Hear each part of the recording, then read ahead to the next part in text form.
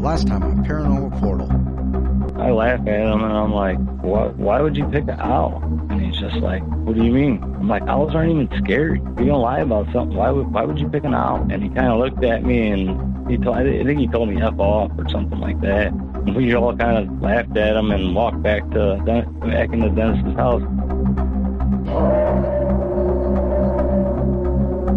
Hey everybody, and welcome to the Paranormal Portal Podcast. I'm your host, Brent Thomas. Thank you all for joining us, and special thank you goes out to all of you who continue to support the podcast and continue to spread the word.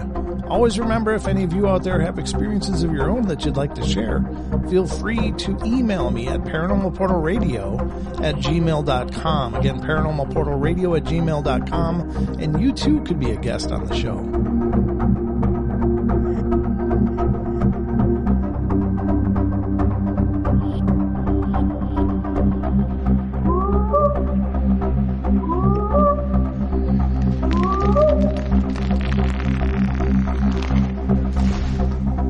So I was telling you, Josh was with me when we seen this other animal that had the blue eye shine.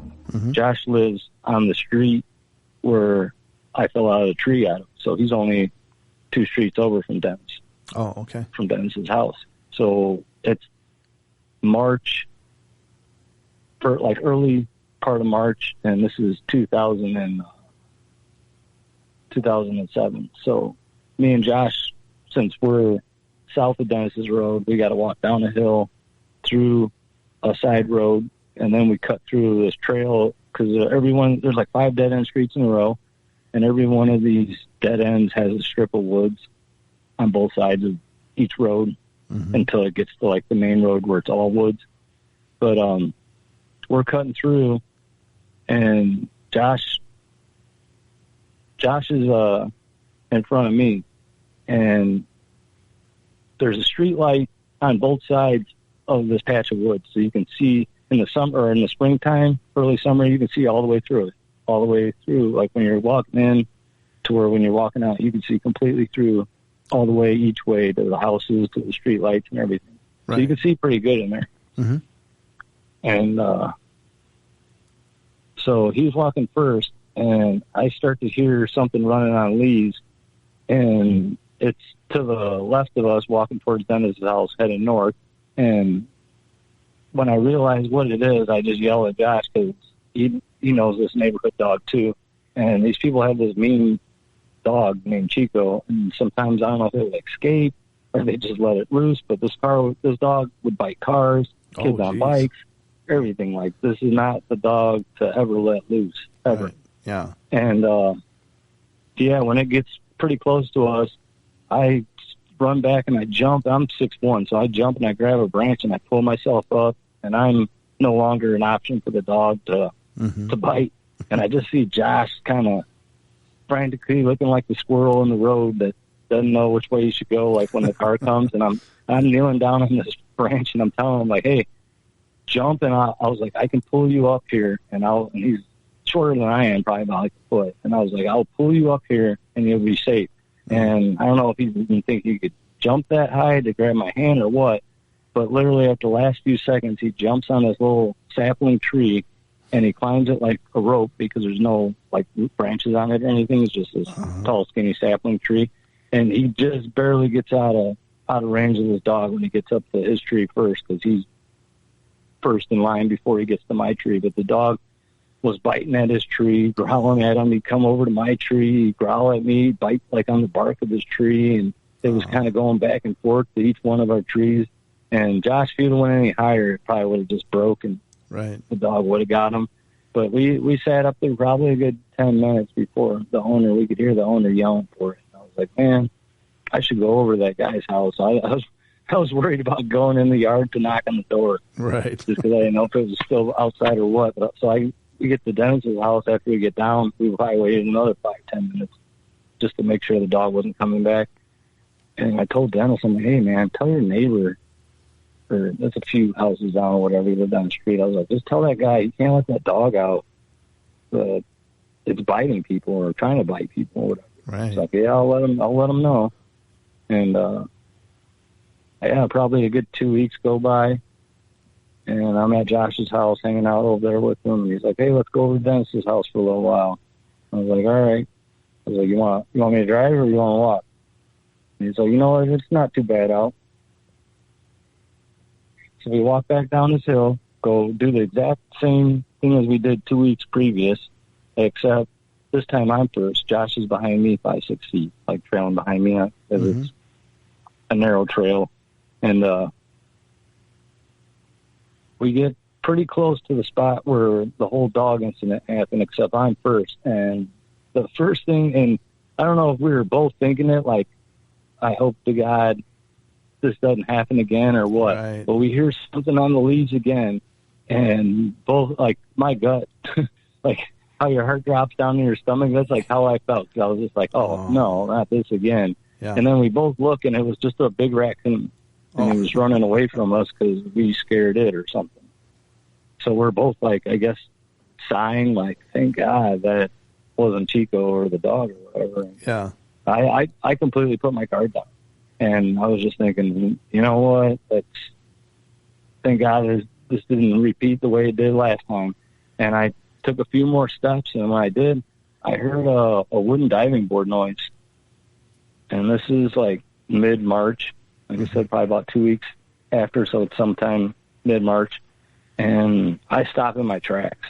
And he must have stopped, too, because I could no longer hear, like, him walking in the leaves or anything, the dead ones from the year before. And mid-March in Indiana, there's still 0 leaves on any of the trees. Right. 0 bushes grown in, 0 poison ivy foliage. So you can, like I said, you can see when you're coming in this trail to the other side, which from the total distance from trail to trail, from road to road in this patch of woods is maybe 100 yards, maybe. And when we realized it was that raccoon walking away, I started walking again. But then when I heard that wooden diving board noise, and it sounded like, I don't know if you heard the old wooden one. Oh, sure. Yeah. Like when someone heavy would jump off, I would go like that. Yeah. And I'm just confused. I stopped in my tracks, which probably saved my life. And I couldn't figure out where the noise came from. I knew it was close, but I couldn't figure it out because I don't see nothing moving. And I'm looking and scanning in front of me, and then I kind of scan behind me, look past Josh, and I'm looking that way, and I see a branch on an oak tree that's maybe like a 20, 30-foot branch. It's a decent one. It's like one of the first branches I got on Big Oak, like the bottom branches. And I just see this branch with no leaves still whipping up and down, and I'm like, holy smokes, that's what I was listening to. That's what I heard. And I think from me looking at it, it must have got Josh's attention because I didn't even say anything to him. And as fast as my brain would let me, and Josh was sort of getting into the outdoors, like he'd fish and hunt a little bit, but he was like wasn't as big into it as like me or my grandpa or like people would really like the outdoors that much. Yeah. And I thinking I'm saving his life, I think what could jump out of a tree, weigh that much to make a branch, make that much motion, that much noise, and not make a sound when it hits the ground. Right. So putting all this together as fast as I could, I turned to him real quick, and I'm like, bobcat? Just thinking the only rational thing I could think of that would weigh that much and not possibly make a sound, even though bobcats aren't in our area, at least not in that town. You probably have to go 100 miles south, give or take, to run into one or have a sighting or anything like that. Okay. But he actually rolls his eyes at me like I'm joking around. But I know he can see the branch because his eyes were like looking at it when I turned to him to say bobcat. And he kind of rolls his eyes like, okay, buddy. And as soon as he did that, I turned back around as fast as I could because I was thinking, well, he's no help. He thinks this is a joke, and I'm trying to save both our lives. Like I'm trying to figure out what is going on. And I'm scanning in front of me, starting like right out in front of me and falling to this tree that's probably, I don't know, it's probably 50, 60 feet away where I could see this branch. And I'm looking for a big cat getting ready to pounce or something. Like that's logically the only thing that came to my mind. And I'm just confused. I'm dumbfounded. I don't see anything. I don't hear anything more. So I'm kind of scanning around in between behind me, and which would be on my left side, and then in front of me. And eventually I make it back to in front of me, and I'm looking around. I still haven't moved yet. And I was just like, this is weird. So I started to take a couple more steps, and I'm still looking pretty good, but I gave up on whatever it could be because I just didn't see or hear anything. Mm-hmm. And thank God, out of the corner of my eye somehow, I can see a blur shadow only because it's darker than the sky, like above it. And it just looked like a black ball, like a mass. Mm-hmm.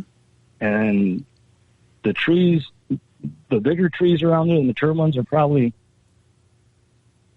70 to 100 foot tall, like the bigger ones, the mature ones or whatever. Uh-huh. And this thing's got to be right above, like, the skinny treetops, so like the tips or whatever. Mm-hmm. So I'm not able to see any detail. I just see something that kind of looks like black smoke in a way. Not that it looked like black smoke, but it just like was that dark versus the sky and the stars around it. It was just like a big ball.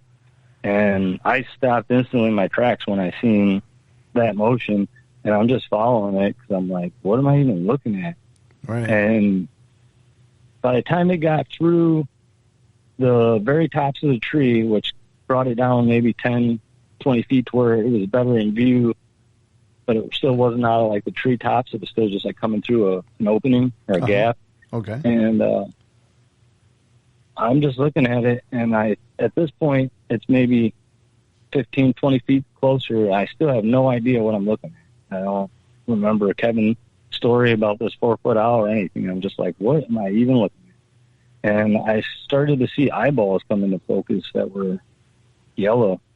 You could tell they were yellow. It was like, wasn't like bright yellow, like a flashlight or anything. There was just like a dark yellow, but you could see a black dot in the center of these yellow eyes. And at this point, the eyes look like they're at least the size of baseballs, if not bigger.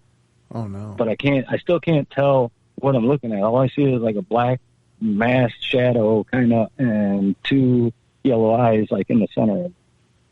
And I don't look at Josh for anything because I'm, I guess, in disbelief. And as it's getting any closer than that, that's when it kind of all went into slow motion. I don't know how many times slow motion kind of gave me enough time to think or spare me, but thank God everything did go into slow motion because I was really at the point where I never seen anything other than like this big oversized dragonfly or that spider. Yeah, I never seen anything that was like supernatural or possibly even an animal that big, like as far as being like an undiscovered species, which I thought maybe it was for a while too. But yeah, I don't know if it's like my lack of or my disbelief that it made me not want to move or run or anything. I was just like, I'm asking myself and trying to reason, like, what am I looking at? Is this fake or is this real? And it started to get a little bit closer so I could see that there was rings around its eyeballs, and the eyeballs, they were probably bigger than baseballs because as the detail started, because it was in a dive motion coming towards me, which I didn't know at the time, really. I just was like, what am I even looking at? Right. But these rings were maybe like 2 to 3 inches thick, wide, but these rings circled its eyeballs. Like it was like black feathers. I couldn't see the detail of that they were individual feathers, but I'm assuming they had to be like black feathers going around these yellow eyeballs, and 2 to 3 inches wide to go around that, to be a circle like around this baseball size eye, made these rings like the size of like mini basketballs or like a volleyball. Right. So now I see this thing has these big eyes with rings around each eyeball and space like in between the middle and of the two rings, and then there's a little bit of space. So I'm starting to see like a head. I still can't see the ears or anything like that. So I'm still not even thinking owl or anything like that. I'm just like, what? Like still confused. But at that point, it's probably halfway down through the trees. It's probably in a dive motion coming head down, but I could see more of its chest and its belly at this point, and the colors change. As far as when it was above the trees, all I could see was black, or like a black smoke shadow looking color. Mm-hmm. But as it got about halfway through, I still haven't moved a step. I don't know if I'm just in disbelief or in shock at this point, but I could see its belly, and the belly, the only way to describe, I can't really easily describe what the belly looked like, the color of it, other than like wet silver paint. But I've never seen anything shine or look like that in my life, and I still like have. It looked like somebody took a thin layer, like the thinnest layer of pure shiny silver, and put it through like a paper shredder, and like made these little feathers, and then dipped them in wet silver paint. It almost looked like it was wet. It was so like shiny and unearthly, I guess would be a good word for it. Just because it's just never anything I've ever seen that color, never in a bird, never anything. And then I noticed there was a black, and this is all happening in seconds. The whole thing probably lasted maybe 3 minutes. Okay. And maybe it looked like hair more, but on the silver belly, I started noticing there's black dots, like not just black dots put everywhere. It was like a perfect grid pattern of black dots. Like there had been a black feather in these silver ones every square inch, like it was like a pegboard would be. Yeah. Like for a shop or a convenience store or something. That's what it looked like, but that was the silver and then these black dots. And the silver was so shiny that it was almost hypnotizing, and that part scares me. Yeah, no doubt. I'd rather go to bed every night thinking, you know what, there's this weird owl out there, maybe it lives on Earth, maybe it don't, but it's better than like the idea of like an abduction or alien tampering or anything like that. But I remember not wanting to take my eyes off its chest or its belly because it looked so like mesmerizing. Like it looked, I was in such awe, even though I was still in a little bit of disbelief, that I really didn't want to take my eyes off its stomach, but I kept forcing myself to look at its eyes and then back to its, like it was almost like my eyes were fighting me, and I kept getting drawn back to the shininess. And I kept trying to stare like at anything but that, because I figure like I'm like a deer in the headlights if I keep staring at its belly and I don't do something or move or react. And as it, like I said, at that point when I started to see these black dots in the silver belly, it was probably 30 to 40 feet away from me coming in. And it's on a pretty tight angle coming down, like, because the game just dropped down, not like straight down, but a pretty good steep angle. So it took me a minute to see these colors on its belly. And for a second, I really wanted to just like lay down, curl up in the ball, and just like pretend like I was sleeping, and maybe it would go away, even though that wasn't going to be an option. It was like it went through my mind. And another crazy thought that went through my mind was not even the fact that Kevin's seen this other one 3 years before this. It was the fact that maybe this thing's on a rope and somebody's going to turn a light on and everybody's going to get a good laugh. That's like, that crossed my mind that like somebody was just pranking us and this thing was on a rope and they let it, like, it would have been the most elaborate scheme ever, but that's like what my reasoning, I guess, was. Like thinking maybe this isn't really happening. Maybe you're sleeping and you thought you were up all day and you went to work. But, yeah, just as it's getting closer, I'm thinking, I got to move. I got to do something. And I could see its ears a little bit. I couldn't see how big they were, but I could like see a little bit, the tips sticking up on it. And I decided at that point that what I was looking at was real, and I had to move. I had to do something, and I was confused why I couldn't move. I know people talk about shock, like in battlefields and stuff like that, where they're just froze and they're stuck, right, or under like a circumstance. So I was thinking, why can't my feet? Like I'm thinking in my head, like run, move, jump, do anything but stand there right now. Is what I'm telling myself. And I even looked down for like a millisecond to see what was holding my feet, because it felt like something was holding my feet, like something was holding the bottom of my shoes is what it felt like. Not like I felt pressure on top, but it felt like something was keeping me in that spot. Like stepped in glue or something, yeah, like in cement or glue. Like I guess like a deer in the headlights, where like they don't know to get off the road, but they stand there until they eventually get hit or something. Right.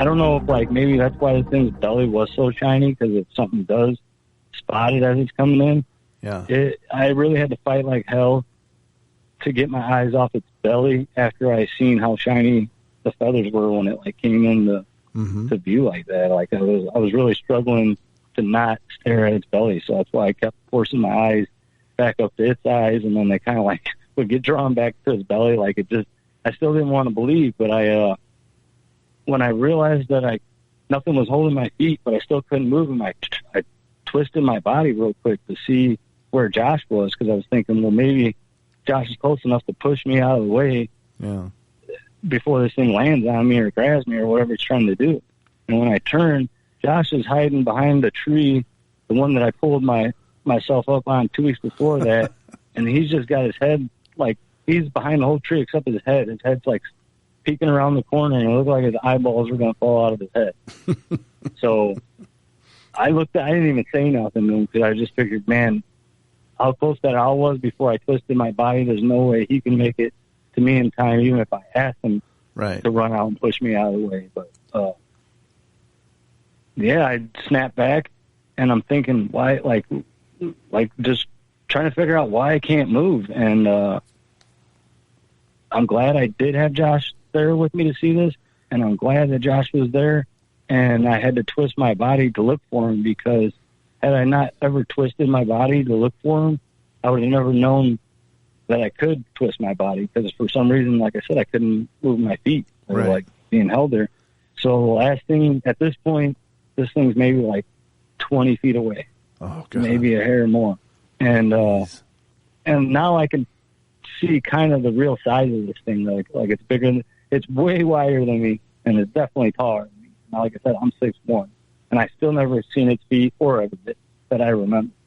And because of me recognizing that I could do that twist motion when I looked for Josh to see if he could push me out of the way or whatever, the only thing that came to my mind was, what if I can twist back towards Josh and dive with my upper body, and maybe my feet will just go with it, and I'll be able to dive out of the way. Right. So I didn't know if it was going to work, but it was like my last chance to do something, or my last resort or whatever. And I turned real quick over my left shoulder, and I tried to like dive like you would if it was water or something. And instead of like in my head, it worked out a lot better. In my head, I was thinking I was going to get a couple feet away and be lower to the ground and away from the spot this thing is locked onto. And when I did it, I literally, my feet probably had maybe moved a foot. As far as like when I did this twist, I dove and I landed on my chest, my face, my arms. But as far as my feet were, I literally moved like a foot.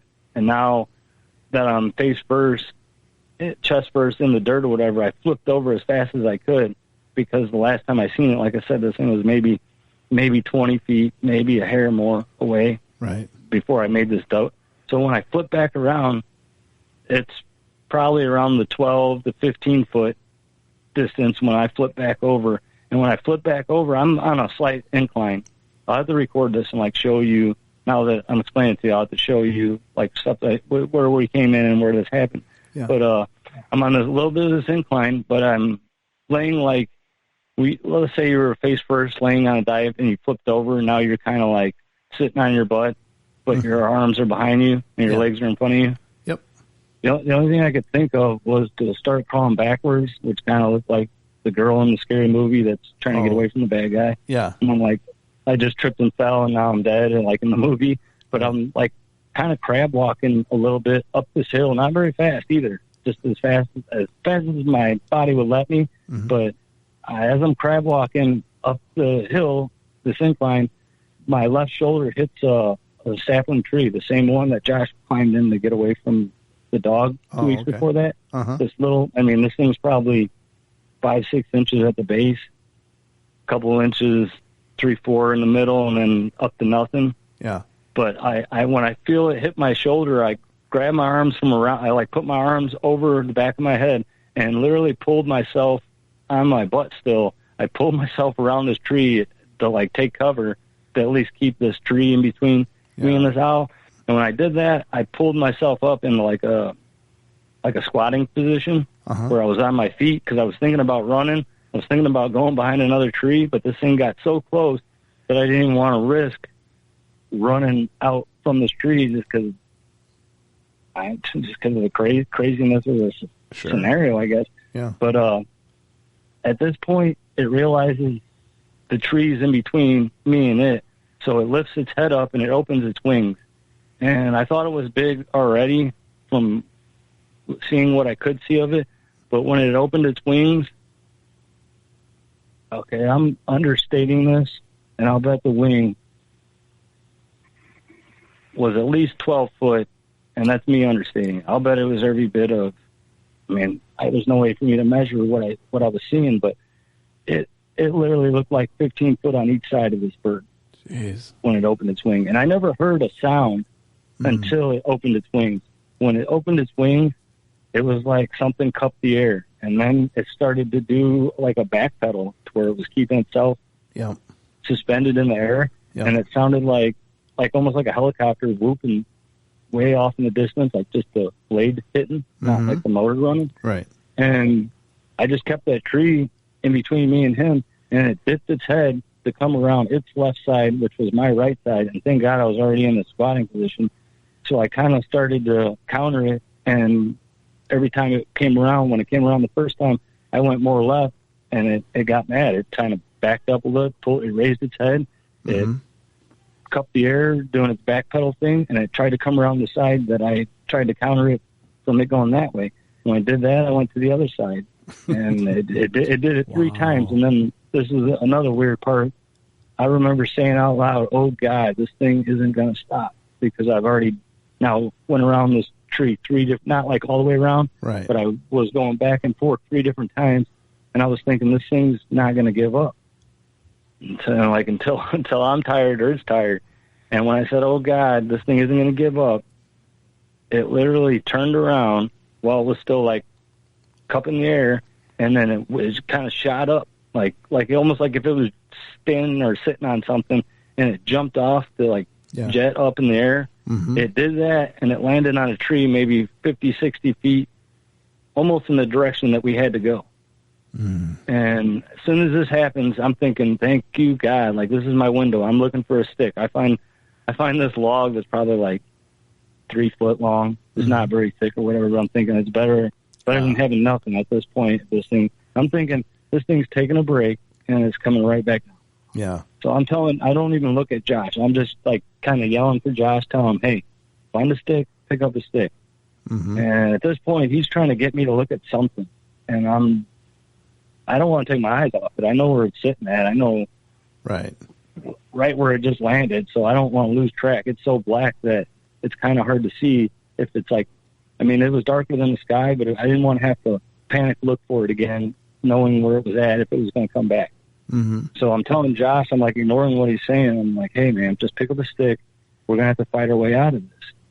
And he's trying to tell me something. He's kind of getting annoyed too, saying, "No, look at this," or whatever.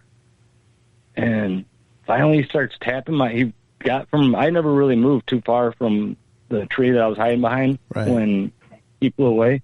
And Josh came out from behind the tree, and he starts tapping my shoulder.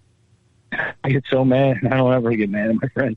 And I got so mad at him, I looked at him, and I was like, "Dude, what the F could be more important than keeping my eyes on this owl?"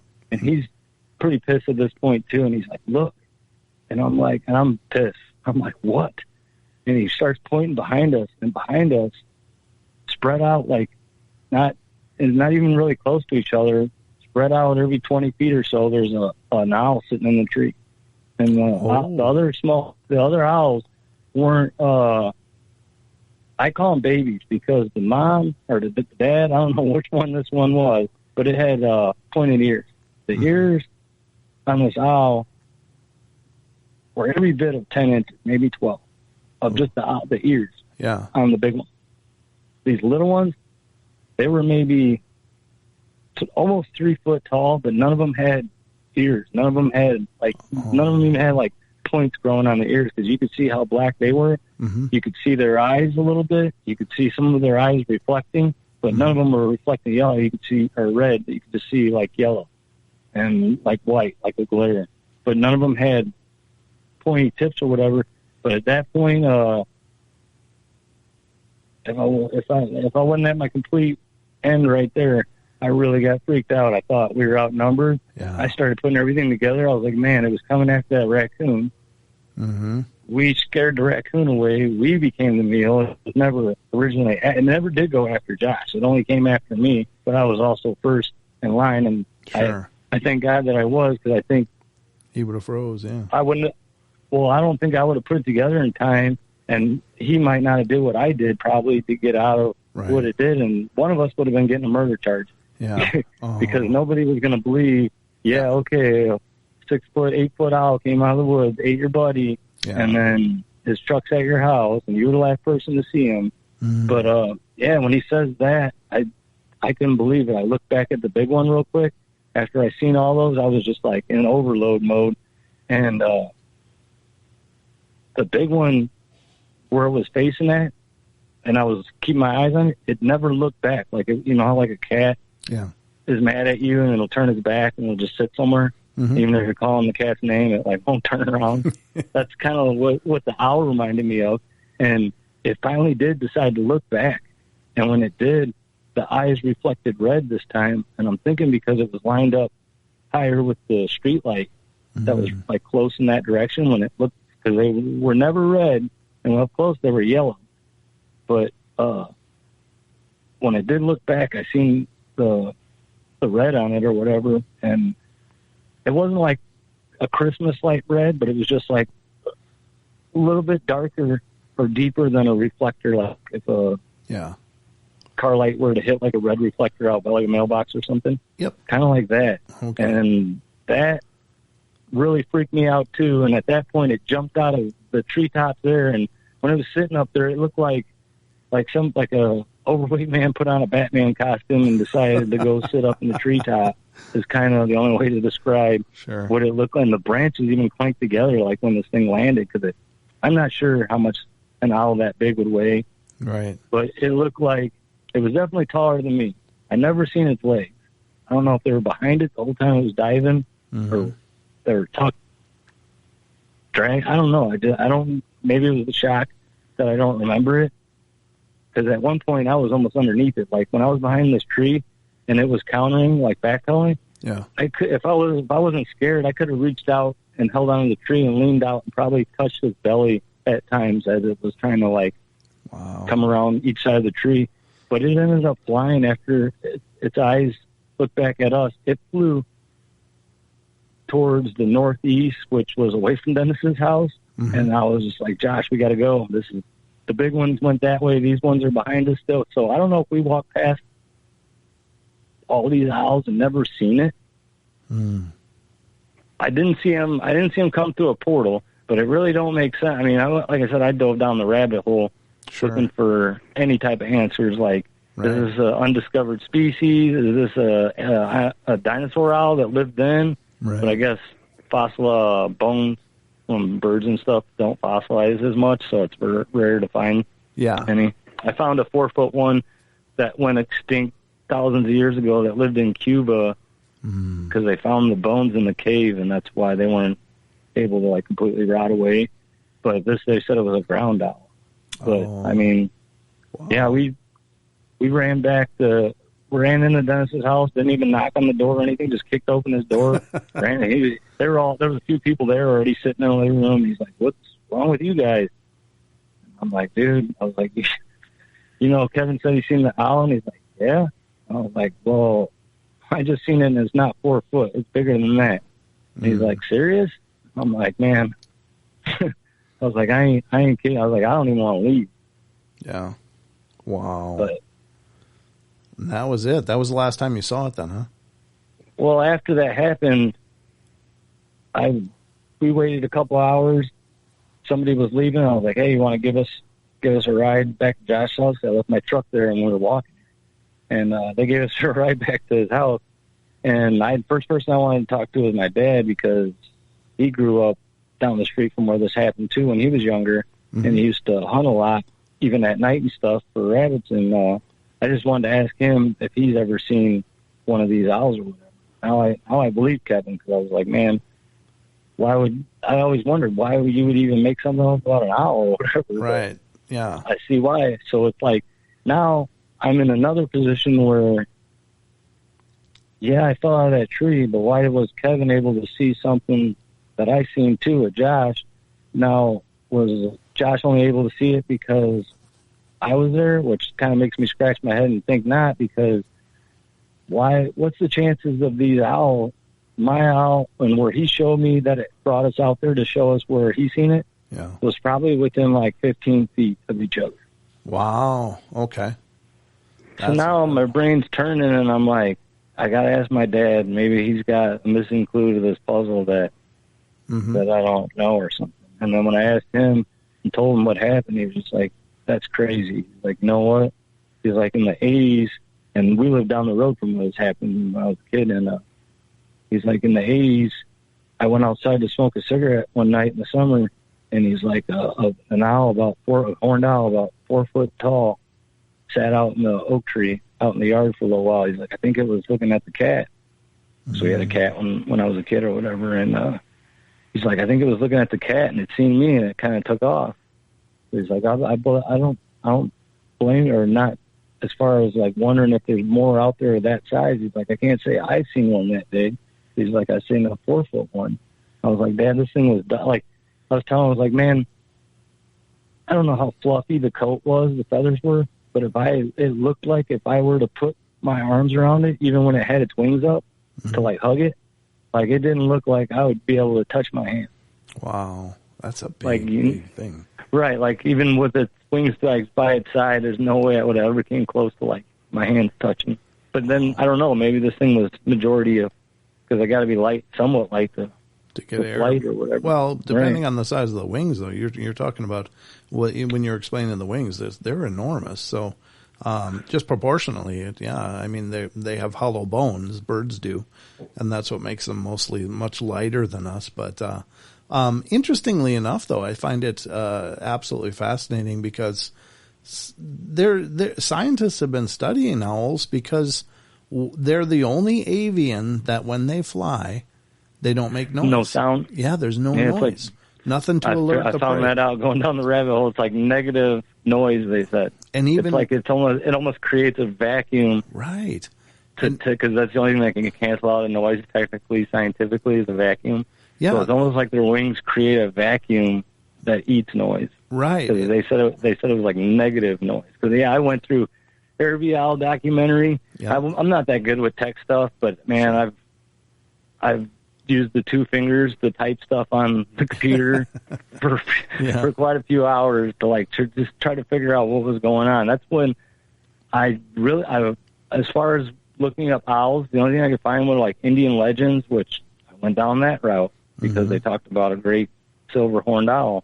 Mm-hmm. And Apaches talked about great horned owl that would come down for kids at nighttime that would cry.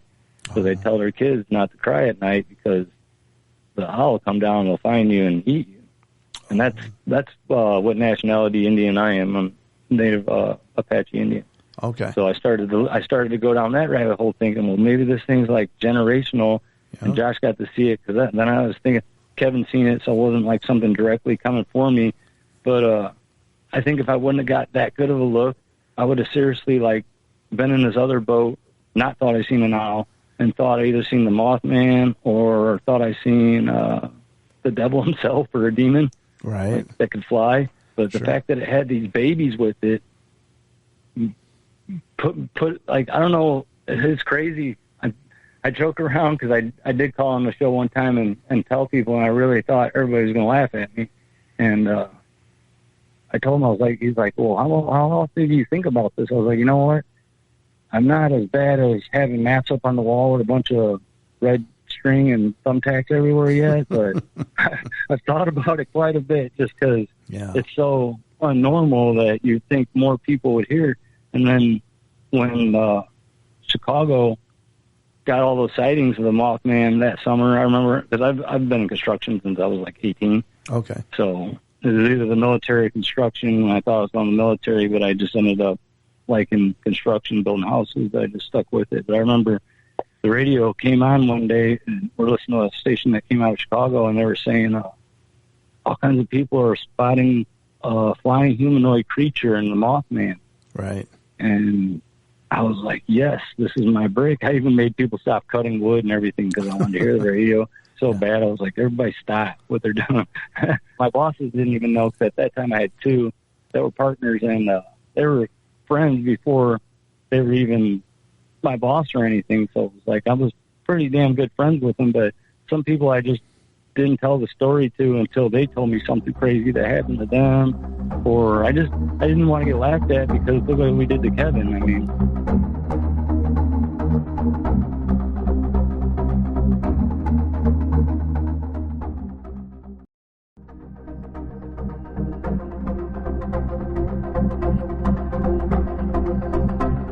I didn't know him personally, but I just kind of wanted to say sorry, man. Like, I apologize for being possibly the leader of the pack and making fun of you the worst.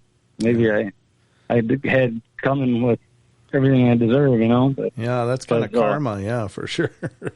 After that happened, though, I had a game plan, man. Monster Quest was already out at that point. And I was like, I told Josh, I was like, we're going to get rich. And Josh was like, how? I'm like, well, after work, I'm going to go buy a Sony night vision camcorder, and we're going to load up. We're going to order camo. I was like, I'm going to bait the raccoons, and when this thing gets close enough, I bought a big cargo net. I know somebody that had one, like from a ship, like a decent-sized roll of it. And I was like, we're going to put a few rounds in this thing. We're going to roll it up, and I was like, we're going to see if Monster Quest wants it for $1 million, and I'll split it with you, Josh. He's like, all right. So we sat out there. And like I said, I'd buy packs of cheap hot dogs, throw them out there everywhere. Raccoons would come in sometimes and eat them and stuff. But I just thought maybe since it was after the raccoon originally that maybe it would go for that. But, wow. I mean, we sat out there. We even were going up the other ravines and the other armed and loaded, even though you're not supposed to be shooting in city limits at this point in time or whatever. But I was gonna take the chance. I was like, man, this is it. I mean, we ain't gotta work. We'll figure out something. I was like, maybe a college will buy this thing and they can keep it as a mascot or whatever. Like, you think somebody would want to study one of these things that nobody knows about them. But you never had any sighting, huh? No, I had another buddy that I still work with today, and he called me up one day and he's like, hey man, I'm like, yeah, what's going on? And he's just like, I believe you. And I'm like, what are you talking about? Like, you know how you were telling people that one night about seeing that owl? Because I tell a few people here and there or whatever. Like I said, somebody brought something up, that seen something, and everybody kind of knows how we treated Kevin and how I might have been the worst out of it. And he's like, man, I was walking to my brother's house, and he's like, I know the cat was behind me, and next thing I hear is, and his brother got 3 kittens from somewhere, and the cat was like not quite adult yet. It was like a year old or something. And he's like, I turned around. He's like, that thing had to have been every bit of 4 or 5 feet. He's like, it had this cat, and it was gone. He's like, I believe you, man. I said, well, thanks, but I was like, and this house that it happened at was maybe a mile away. So it still seems like that vicinity, though, huh? Yeah, that's why I was thinking, man, he's seen it, we've seen it. This guy, my buddy's brother, not my buddy's brother, but my buddy, he's seen it. But I was like, man, they migrate and they're living up north. This is what I come up with, at least at the beginning. I was like, they migrate. Maybe they live in Wisconsin and Minnesota, where I found a few large owl reports of people seeing them at nighttime in their yards or hunting or whatever. And then I started thinking about it. Maybe they're up in New York and they're coming down. And then that stuff with Chicagoland happened, and I was like, well, maybe my hypothesis is right. Maybe they are migrating. Could be. In the beginning of spring, summer, and these things are just not that known about, or like some kind of, it was really hard for me to believe they were undiscovered species. Like, as far as we are in time, I mean, I know it's like a serial killer or a predator. He could strike without you ever seeing much of him or, knowing he's even there, and then he's gone. Right. And then here I am hanging out on weekends, and this is before I had kids or anything, armed, hanging out on weekends and weekdays in this woods waiting for round. I took it personal. I was like, the way it came after me, I was like, well, if I would have had a gun, I'm sorry to say, because I don't want to kill it now that I've passed that stage. But I thought, you know what, if I would have had a gun, when I couldn't have moved my feet, I would have never tried to dive. I would have just emptied the clip and made a bunch of headshots, and hopefully it didn't go through it like this thing isn't from our planet or something. But the way it was after a raccoon, though, I don't know. I don't know. I still don't know what to think. I don't know if the portals are opening, which I've been told by somebody, too, that there's a portal near the area where this happened. Okay. And these things are slipping in and out to feed, which sort of makes sense. But sure. I mean, it's as valid a theory as anything with, because you're dealing with something that's so far out of the norm that, Right. It sounds crazy, but then it's like, why hasn't other people just caught it on yard cams and stuff like that, or grabbing their dog or cat out of their yard? Or, and clearly this thing came after me, so I know her. I'm thinking to myself, if this thing lives on Earth, I doubt that thing's ever missed anything it's ever went for. Like, I'll bet anything it's ever went for beside me has been eaten somewhere. And I've went back many years in the same spot looking for a big owl pellet or any signs or anything. Mm-hmm. I used to have pictures of the tree that it jumped off of that made the diving board noise. It fell, but the tree that I got behind on the incline, it was still there. So I used to have pictures of it. Like I said, I'm gonna try to take some pictures. And that's incredible. I don't know if you were able to listen to a little bit of what I sent you an email on earlier about Lon Strickler talking. No. I'm not even sure the name of the show that he was talking on, but I've never heard Lon bring up those details about owls and how so many people thought they seen something very owlish. As far as like the Chicago report, I mean, I dove through those, and I was like, yes, finally. Everybody thinks they see the Mothman, and they're just either that freaked out or they're that far away that they're misjudging possibly. I'm not putting anyone down. Maybe Mothman is something different, and people did see it.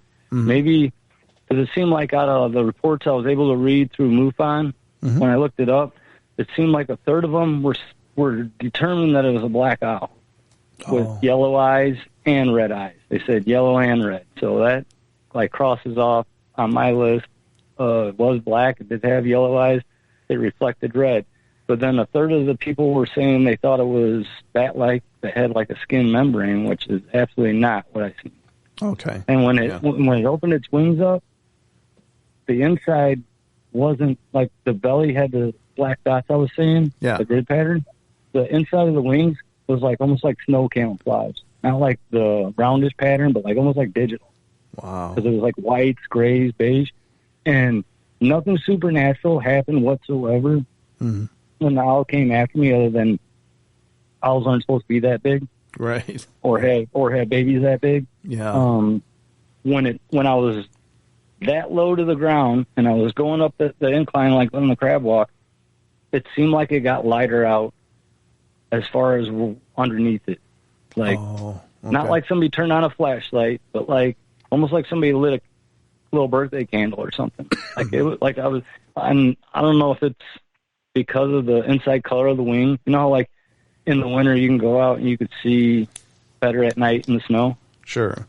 Well, maybe it's by virtue maybe it's also by virtue of it not being in a dive, and it was more, the more upright. Well, when it was in the dive, I only seen the black, and then eventually the silver when I got close enough. But when it opened its wings, the inside of the wings were, like, a lot more white than they were anything. They were, like, white with beige, and I even listened to the story, the link that you sent me about the guy in Colorado that had the one land in front of him, and it was 4 foot tall. I was like, yes, somebody else is saying they seen an owl and it was that close, but when he was saying that it was white, this thing definitely wasn't. The inside of its wings were, and the horn, I mean, the ears on it, they were shaped like you would think like warlock or like horns would be like on the devil or something, like how they'd hook in. Yep. But they weren't like predominantly hooked in. They were just in a little bit, and they did have the tufts on a little bit, like on the ends that you could see. Sure. No, that's absolutely a phenomenal experience. I felt bad for that guy, man. I was just like, man, I hope this isn't what happened to me. Yeah. And the way Josh, I'll ask Josh, even if it's around like one of our good friends or whatever, he really don't like to bring it up. And even if it's like me and him, he really don't like to talk about it or bring it up. He'll answer questions. Sure. Sometimes he'll answer with shaking his head yes or no when I ask him something, because he don't like to talk about it. And I'm like, I tell him, I'm like, dude, why are you like that? Like, it never even, you were safe the whole time. If I was hiding behind the tree like you were the whole time safe, I'd be telling whoever about it. I was like, it didn't even go after you. Like, why are you that scared of it? I mean, he was out there. He was the only one out there with me the nights when sometimes I go by myself and I just be sitting out there thinking, well, jeez, you want to come and get it? Come and get it. Let's have round two. But yeah, I mean, I went everywhere and tried to find this thing like in the neighborhood or whatever. And like I said, I really didn't get that many other stories out of people, but I got more information, I think, doing the dive down the rabbit hole on the internet. Yeah. But I ran across something that was interesting to me, and this was one of the first. Well, one story was this was back when like the internet, when you go to like a website about stories or legends, it was set up with just like writing format. Like there wasn't pictures of anything, or like, you know, there wasn't like graphic web designers in the early 2000s. Like everything was kind of boring. Yeah. And it was just a lot of reading and writing on, like, when you search something on the internet. Yeah. Well, I come across a story, and I can't find these again, like, almost like they got removed or buried by other stuff. But I ran across the story of a kid in Wisconsin that was with his dad and uncle that said they seen a 4 or 5 foot horned owl, and they didn't even realize it was an owl till they walked up almost underneath it, and it woke up, and they're like, it must have been sleeping, and it woke up. And it flew away, rocking this big part of this tree that was left when it jumped off of it. Yeah. And then the next story I ended up finding was a guy in Missouri that was supposed to be like a councilman, and that was the only reason why the report was authenticated, because he was actually like a member of the town or whatever. And he supposedly was trout fishing early in the morning before it was light out. He got out there and was going to be there in the water when it got light out. And this guy claiming, and I wish I could find this again, but the guy was claiming when he looked up, he seen an owl way bigger than him, and it was carrying a limp dead horse. And he said that, yeah, this is what the guy said. And then he said that him and the owl made eye contact. It screeched at him. Kind of reminded me of what Kevin said it did to him, but it was carrying a small animal. And it flew over his head, and he said every hair in my body stood up, like as far as my neck to my legs, everything was like electrified. Like it scared him that bad. But, wow. And then the next story I run into is, I want to say Cornwall, New England, or not New England, Cornwall, UK. Yeah, Cornwall's in UK, yeah. And at first I was thinking it was New England, because I was like, okay, that's not too far away. Let's see what this story says. It's about, I don't know, now that I know you and you're into looking up some of this stuff. You ever run across the story of the Melling sisters, the Owl Man? I don't think so.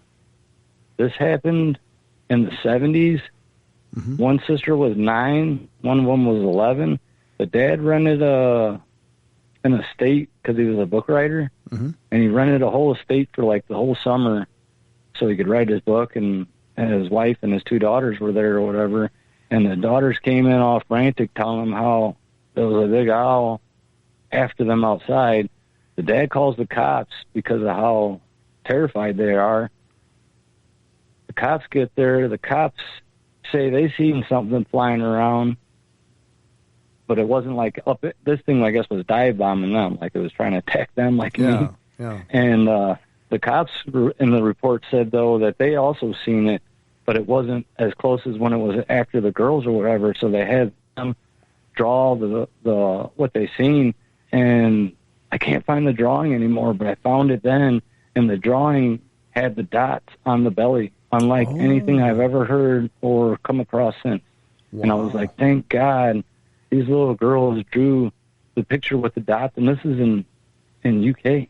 That's amazing. So then I'm thinking, how, if this thing's that rare, how could it get across the pond, you know? Like, it'd have to land on a ship and ride on a ship for a while. Then I'm thinking, well, portal makes more sense if it were to pop up anywhere in the world. Right. It wouldn't need to make that distance of that trip. But yeah, that's incredible.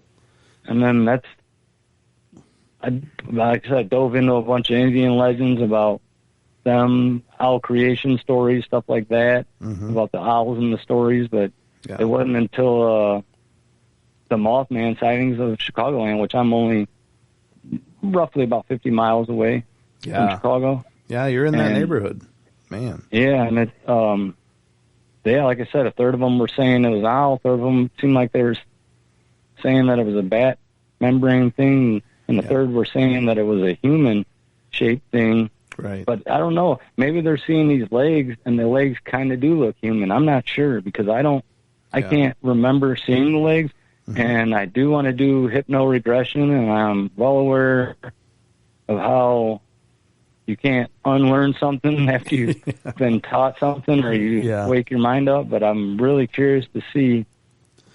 Yeah, I mean, I really want to do that, but it seemed like the people that said they seen an owl during that in Chicago, I remember one of them, and Lon even talked about it a little bit on the video I sent you, about how the guy got to work and he noticed there was people in the parking lot. I believe they were like Mexican descent, and they were throwing rocks at it while it was sleeping on a pole, I guess, or up on a light, and they're throwing rocks at it, saying it was a La Lechuza, which I believe is the owl witch, and which I am part Mexican, but I even thought maybe that's why I seen it, but I know Kevin isn't. He's not. Okay. And then a lady in Lincoln Park walking a dog said she's seen it touch down, was all black on the outside, had the red eyes. Another person said they were about a mile off of Lakeshore Drive near the city of Chicago, out on Lake Michigan. Said her husband was, I think it was the wife giving a report, said her husband was 6'4". This owl was bigger than him, and it was trying to take somebody off the boat, and not until he got a net out, like a big net, because it was a decent-sized boat, and he was swatting at it because it was trying to grab somebody off the boat, and then it flew towards the city when it gave up. But they said it was a big black owl. Nice. So then I was like, man, so maybe I should start diving into the Mothman stories. Yeah, it might be interesting. Trying to see, which I did. And I went down deep and was just like, man, I tried to find every Mothman story I can run into or still can, but I know. It seems like... if you go to phantomsandmonsters.com, that's where Lon's site is. And I really wanted to talk to Lon, and I left him a email a few times years ago, but no one ever responded back, so I was like, oh, maybe he's a busy man. Well, I'm sure he is. It's not like I'm going to put my neck out there. And I was also... told by another guy that I was telling this to that was supposed to be gifted or whatever, and he said I should be careful what I'm talking about because I might get a visit from one of the alphabet agencies. Oh, well, there's... If I don't, because I shouldn't be talking about it, which makes me think, well, then they must know about it if that's the case. Yeah, I don't know. I mean, that's God, who knows? I guess anything's possible. But I think it's important to talk about these things because much like yourself, how many people have seen them and just kind of stuck in their own bubble? And then maybe they'll hear your story and be like, oh, wait, yeah. And it'll encourage more people to come forward. And I think that that's very powerful. You know, people can know that they have a place to discuss it because I think a lot of people that have any kind of paranormal experience, if they're not, you know, already a part of the community, they just feel like, well, who am I going to tell about this? You know? Right, you feel. That's why I thank God that Josh was with me that time, Dennis was with me the other time, my dad's buddy was with me when I seen that, because it's like, man, I'd really question my sanity, like maybe I'm not seeing this stuff and it's just me, but no, I don't know. Thank God Kevin seen it before we did, and look what happened to him. I mean, the poor guy. You know, you got to wonder, maybe, and I don't know that it was just that, but certainly if he never had anywhere to talk to about it, you know. He didn't. Yeah, and what does that do psychologically to people? Well, maybe. I was going to say, everywhere he's probably turned, he probably never brought it up again just because how we laughed at him. Yeah, well, I wouldn't have either. Maybe he'll hear this, and maybe that'll be a bit of redemption for him because, you know, of course, I mean, it's when you're young. I mean, we're all plenty stupid when we're young, and you say things that are mean and hurtful. And, right. That's why I said it definitely humbled me because no matter how crazy something sounded, I'd be like, maybe, because just because I was it took seeing as believing for me, but even while I was watching it happen in slow motion, I was still like, I was like, I guess telling myself, don't run, you're not in any danger because this isn't real. Like I was like telling my brain to stand down because you don't have to run. This is just like going on in your head, but it wasn't. Oh, thank God you did move. Otherwise, I'm sure we wouldn't. I turned to Josh thinking, hopefully he's close enough to just like run up, push me, kick me. Right. Just knock me out of the way. Let me start rolling away in direction instead of doing anything but standing there watching to get closer as it was coming. Oh, and thank God, you know, the other thing that's amazing is that when you're in those traumatic experiences, and I've had a few of them, like when you're facing potential doom, how things do slow down like that. And you can have this whole chain of thought within a fraction of a second. And it's amazing to me. But it's almost like you can pause time, not pause it, but slow it down. Yeah, and I've experienced that myself. You know, I was in a very close call with sledding to my own doom, and I remember flying through the air and having this whole discussion with what am I going to do, and a solution came to me, and I did it, and it worked. And then afterwards, I'm like, how did that happen? Because I mean, it was literally just a like a second. Going over this ramp and then heading towards rocks. And it's like, but it was like I was able to look at everything around me, examine what was going on, figure out what I could do. And then for some reason, my body did it. So was it like partly out of body experience? No, it was totally in body. I was definitely on the ride. That I know of. Well, I mean, what you're explaining is very similar. I didn't have any missing time, thank God. Otherwise, right? Yeah, then you'd think it was. I wouldn't even be looking for an owl. I'd be like, okay, I got abducted, possibly. Yeah, exactly. Because owl as a symbol comes up all the time in abductions, but this was definitely an owl. Wow. Well, brother. Yeah, that's why I wondered how many people maybe misidentified just because of the sheer terrified shock or what, and just, if I didn't get such a good look, I would have thought maybe I seen the Mothman and would just call it that. But I said, I'm not trying to discredit them. Maybe they did see a Mothman. Maybe there is something completely different. Well, consider this too, and this just occurred to me now. I mean, you think of the missing 411 things.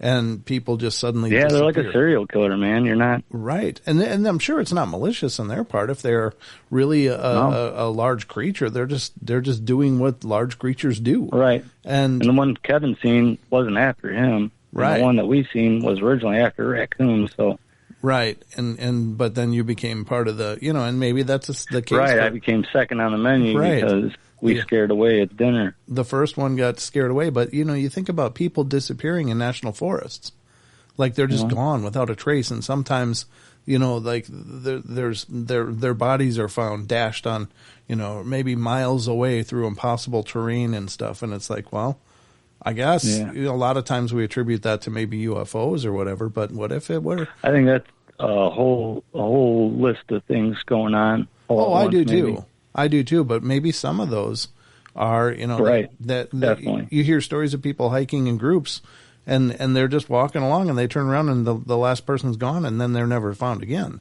And it's like, well, if an owl and even the portal thought too, the staircases and stuff like that. Yeah. Yeah. I mean, there's all kinds of craziness out there. So, but maybe these things aren't quite, I mean, for the amount of reported stories, they feel like there's maybe 1 in a million out there, but maybe there's maybe some more, and they're just doing what they do. But this thing had 5, maybe 6 babies. I think I counted 5 for sure, maybe a 6th one by the time my adrenaline was beyond high by the time I was scanning, and Josh pointed this out because thank God he looked behind. I kept my ice on the big one facing that way. But wow. It's like, man, that means there has to be another one that's mating with this one to make those babies. So it's not just a fluke of abnormal mutation or something like that. Right, exactly. But then if that's the case, are they slipping? I didn't see a portal, but are they slipping through one, eating and then leaving? I'm not sure. Maybe that's why people aren't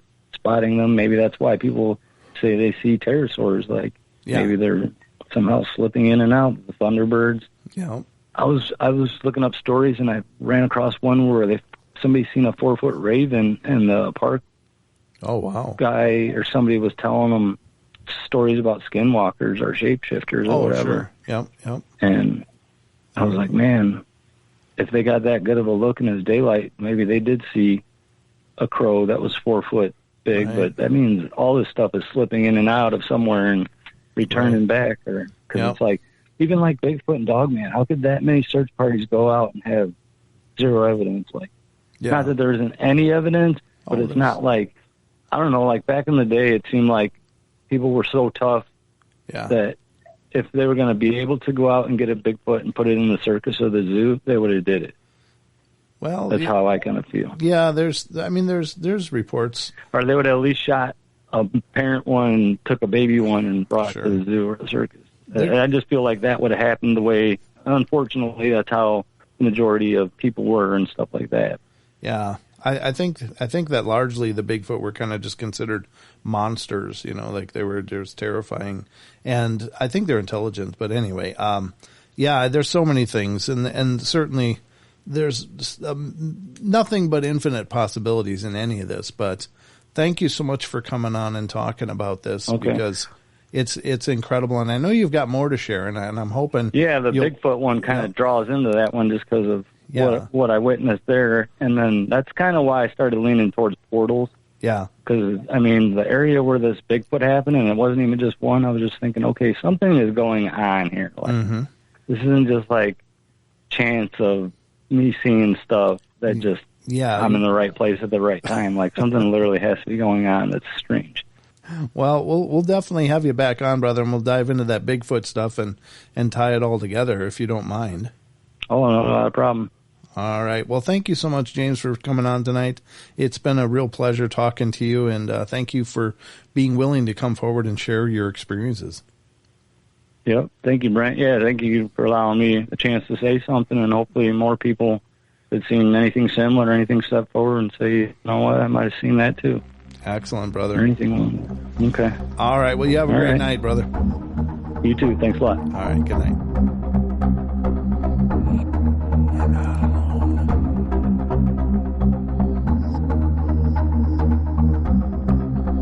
All right, guys, thank you so much for joining us here on tonight's show. I hope you guys enjoyed it. Please feel free to follow us on Facebook, facebook.com/Paranormal Portal Radio, as well as finding us on Twitter. We're on Twitter at Paranormal Portal, Portl, and we'd love to have you stop by our YouTube page and subscribe and check out our shows there. We got hundreds of shows, Journeys into the Paranormal Portal, so I hope you'll check it out, guys. We're over there at youtube.com/Paranormal Portal, so hope to see you guys soon. We'll be back, of course, for more podcasts in the coming days. So we love you all. Be good, be kind, be nice. Take care of each other. Help each other out. Find the magic in every day. And remember to laugh as much as you can.